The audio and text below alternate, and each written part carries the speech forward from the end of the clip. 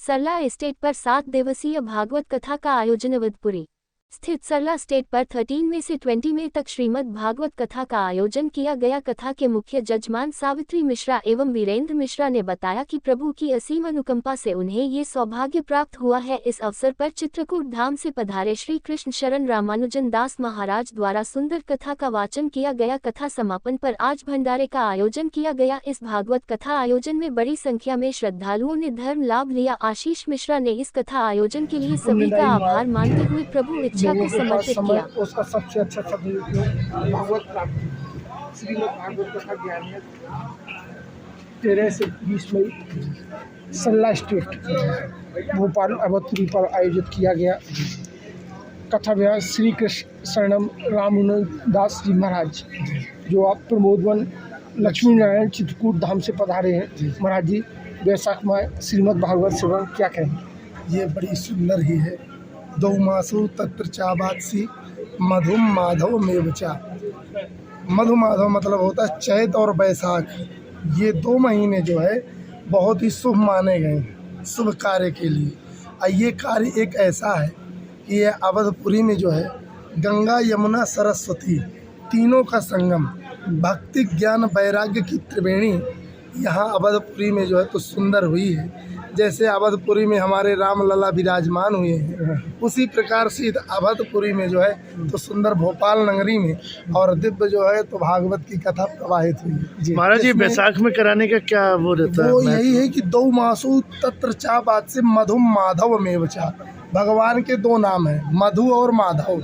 2 महीने भगवान के सबसे शुभ माने गए हैं। इसलिए जो है तो ज़्यादातर हमारे सनातनी हैं जो परंपरा से चले आ रहे हैं, बड़े बड़े सिद्ध महापुरुष जो कि ज्ञानी हैं, ध्यानी हैं और दिव्य हैं, तपस्वी हैं, तपो में हैं, ध्यान में हैं, ज्ञान में और पर ब्रह्म की लीन में हैं, वो मनस्वी लोग जो है तो ये 2 महीने को बहुत ही शुभ मानते हैं। तो इसलिए शुभ कार्य के लिए भागवत इत्यादि के लिए बहुत ही दिव्य और भव्य ये जो है महीना है। और भगवान परब्रह्म परमात्मा की जो है तो कृपा है जिसको सबको जो है तो श्रवण करने का लाभ प्राप्त हुआ है। जो मुख्य जजमान सावित्री मिश्र और वीरेंद्र मिश्र जी ने प्रयास किया है, बहुत सभी लोगों को इसका आनंद आता है। बहुत इतना आनंद आया है कि भाग्योदयन बहुजन्म समर्जितेना। एक जन्म का नहीं है ये, बहुजन्म समर्जितेना।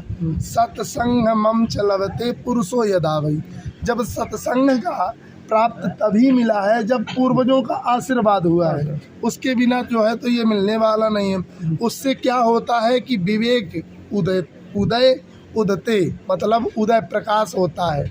अंधकार से जो प्रकाश की ओर ले जाए वही परब्रह्म परमात्मा की कृपा रहती है।